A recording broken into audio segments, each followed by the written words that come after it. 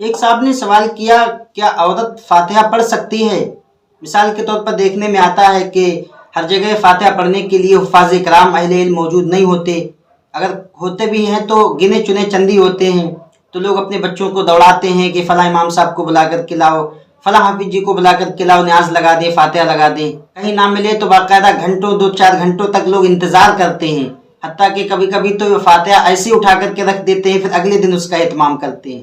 تو اس تعلق سے میں عرض کر دوں، فاتحہ کس چیز کا نام ہے؟ فاتحہ نام ہے کہ ایصال ثواب کا، یعنی ہماری میت مرحوم ہے جو دنیا سے جا چکے ہیں، یا اس کے علاوہ جو بھی نیک دعا ہے تو اس کا ثواب میت کو پہنچانا، اسی چیز کا نام فاتحہ ہے۔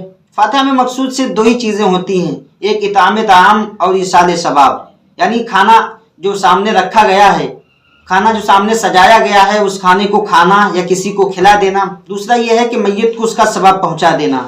تو یہ کام جس طرح سے مرد کر سکتے ہیں، حفاظ کرام کر سکتے ہیں، اہل علم علماء کرام کر سکتے ہیں، اسی طرح سے عورتیں بھی اس کام کو انجام دے سکتی ہیں۔ اسی طرح سے گھر میں اگر لڑکیاں پڑی ہوئی ہیں، عورتیں پڑی ہوئی ہیں، تو وہ بھی اپنے طور پر فاتحہ لگا سکتی ہیں، بالکل اس کی اجازت ہے۔ اس میں کوئی حرج نہیں ہے کہ جس طرح مکمل طور پر جس طرح مرد حضرات اس چیز میں حصہ لے سکتے ہیں، فاتحہ لگا سکتے ہیں، اسی طرح عورتیں بھی اپنے گھروں میں فاتحہ کا انعقاد کر سکتی ہیں، فاتحہ پڑھ سکتی ہیں۔ بالکل ضرورت نہیں ادھر ادھر اپنے بچوں کو دوڑانے کی، فلاں امام صاحب کو بلا کر کے لاؤ، فلاں صاحب کو بلا کر کے لاؤ، بالکل اس کی ضرورت نہیں کہ ادھر دوڑانے کی۔ جس طرح سے مرد حضرات فاتحہ لگا سکتے ہیں، اسی طرح سے عورتیں بھی فاتحہ پڑھ سکتی ہیں۔ مفتی محمد نظام رضا کے یوٹیوب چینل کو سبسکرائب کریں، لائک اور شیئر کریں اور بیل آئیکن کو دبانا نہ بھولیں۔